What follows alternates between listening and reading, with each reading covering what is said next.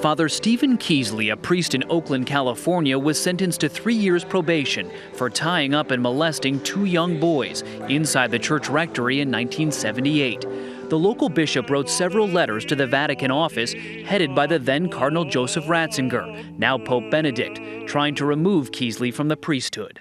Ratzinger finally answered 4 years later. In a letter obtained by the Associated Press, he expressed concern about removing the priest. He wrote the allegations were of grave significance, but that they also should consider the good of the universal church.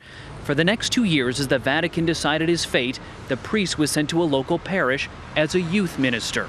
He was finally defrocked in 1987, nearly 6 years after the Vatican was notified of the abuse.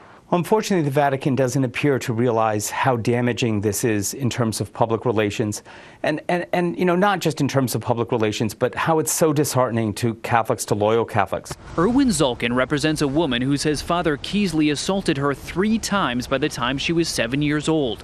Court documents accuse Keesley of providing her with wine, binding her hands, and sexually abusing her. It's time to get it out.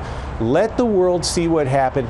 Let's close the book on this and move on. But these new revelations seem to draw Pope Benedict closer to what many believe is a several-decade effort by the Church to cover up sexual abuse by its priests.